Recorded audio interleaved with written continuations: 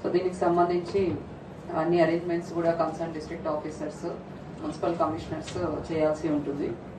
ముఖ్యంగా sanitation. So మీ ఏరియాస్లో ఏవైతే మస్జిద్ సరౌండింగ్ ఏరియాస్, ప్రెమిసెస్ అంతా కూడా క్లీన్గా, నీట్గా చేయాలి. ఎటువంటి గార్బేజ్ వలనరబుల్ పాయింట్స్ చుట్టుపక్కల లేకుండా చూసుకోవాలి. అండ్ ఒకసారి రంజాన్ స్టార్ట్ అయినప్పుడు కూడా డైలీ ట్వైస్ అన్న lifting of the garbage from the surrounding premises మీరు ప్లాన్ చేసుకోవాలి. సో అడిషనల్ లేబర్ని పెట్టుకొని ఎప్పటికప్పుడు లిటరింగ్ బయట కనపడకుండా గార్బేజ్ లిఫ్టింగ్ అన్నది మీరు ప్లాన్ చేయాలి. ఎక్స్ట్రా డస్ట్బిన్స్ తెప్పించండి. పెద్ద డస్ట్బిన్స్ ఉంటాయి, లైక్ పెద్ద డ్రమ్స్ లాంటివి. సో అవి ఏవైతే మీ జీవీపీస్ ఉన్నాయో, గార్బేజ్ వలనరబుల్ పాయింట్స్, అక్కడ ఏర్పాటు చేస్తే public will throw in the dustbins and at least మనకు గార్బేజ్ పైలింగ్ అప్ అన్నది ఉండదు. సో ఈ విధంగా శానిటేషన్ కొంచెం మున్సిపల్ కమిషనర్స్ అండ్ విలేజ్ ఏరియాస్లో అయితే డిపిఓ, మీరు పంచాయత్ సెక్రటరీస్, ఎంపీఓస్కి మీరు చెప్పండి. మొత్తం కూడా నీట్గా, క్లీన్గా ఏర్పాటు చేసుకోవాలి. అండ్ శానిటేషన్ ఇంకా కూడా స్ట్రెంగ్తన్ చేయాలి. There should not be any garbage vulnerable points, అంటే గార్బేజ్ పైల్స్. మన టౌన్ ఎక్కువ ఫోకస్ చేయాలి ఎంసీ గారు శానిటేషన్ పరంగా. కావాలంటే ఎక్కువ డ్రమ్స్ అవి తెప్పించి పెట్టండి. బట్ రోడ్డు మీద కానీ, చుట్టుపక్కల కానీ చెత్త కుప్పలు వంటివి కనపడకుండా చూసుకోండి.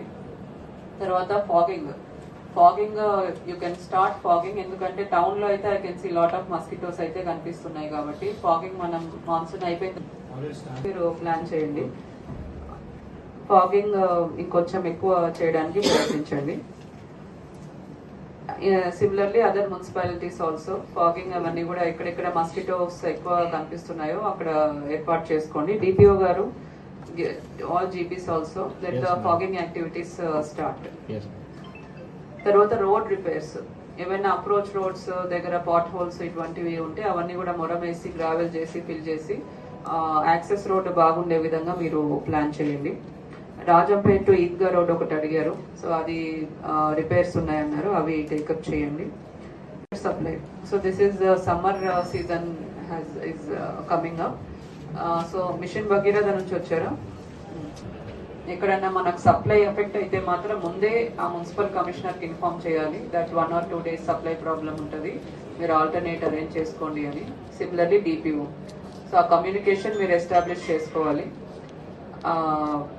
పబ్లిక్కి కూడా మనం ఇన్ఫార్మ్ చేయాలి. In case of any pipeline repairs, if water supply is getting affected, ముందే we have to inform public that in 1 or 2 days there is going to be some disturbance, మేము ఆల్టర్నేట్గా ప్రొవైడ్ చేస్తాము అనే communication establish చేయాలి. Lighting సంబంధించి night పూట lighting in and around మస్జిద్స్ ఏవైతే lights ఉన్నాయో అవన్నీ కూడా ప్రాపర్గా ఫంక్షన్ అయ్యే విధంగా ఏమైనా రిపేర్స్ ఉంటే రిపేర్స్ చేయించుకొని లైటింగ్ ప్రాపర్గా ఉండే విధంగా కూడా ప్లాన్ చేసుకోవాలి. హెల్త్కి సంబంధించి ambulances and other medical facilities అన్ని కూడా రెడీగా అవైలబుల్ చేసి పెట్టండి.